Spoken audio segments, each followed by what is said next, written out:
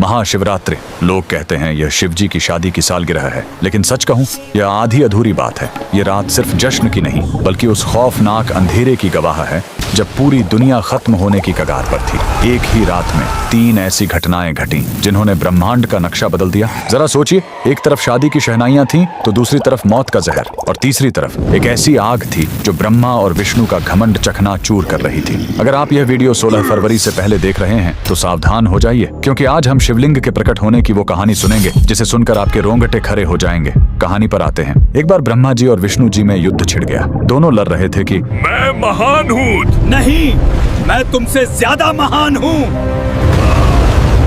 उनका यह घमंड जब दुनिया का संतुलन बिगाड़ने लगा, तब अचानक उनके बीच एक विशाल अनंत अग्नि स्तंभ प्रकट हुआ। वह आग का एक ऐसा खंभा था जिसका न कोई शुरुआत था न अंत। उस स्तंभ से एक भारी आवाज आई, जो मेरे आखिरी सिरे को खोज लेगा वही महान होगा।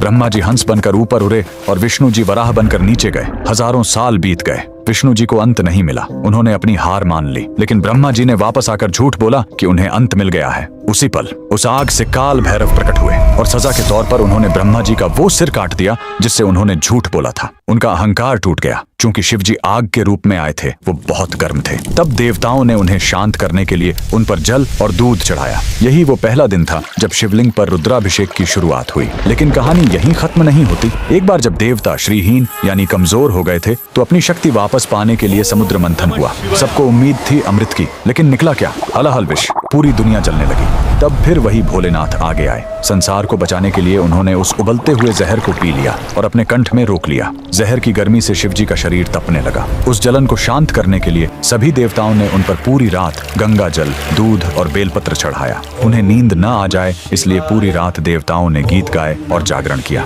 यही वजह है कि महाशिवरात्रि पर हम पूरी रात जागते हैं। लेकिन रुको, यह रात इतनी डरावनी भी नहीं है। इसी रात प्रेम की जीत भी हुई थी। जब माता सती ने अपने प्राण त्यागे थे तो शिव जी पूरी तरह टूट गए थे। वो वैरागी बन गए, दुनिया छोड़कर समाधि में चले गए। तब माता सती ने पार्वती के रूप में जन्म लिया। उन्होंने हजारों साल तक कठोर तपस्या की, सिर्फ अपने शिव को वापस पाने के लिए। आखिरकार भोलेनाथ पिघले। इसी महाशिवरात्रि की रात वो वैरागी फिर से दूल्हा बना और शिव शक्ति का मिलन हुआ। तो इस 16 फरवरी जब आप शिवलिंग पर लौटा भर जल चढ़ाएं, तो याद रखिएगा, आप उस आग को शांत कर रहे हैं और उस जहर के दर्द को कम कर रहे हैं। कमेंट में लिखें हर हर महादेव।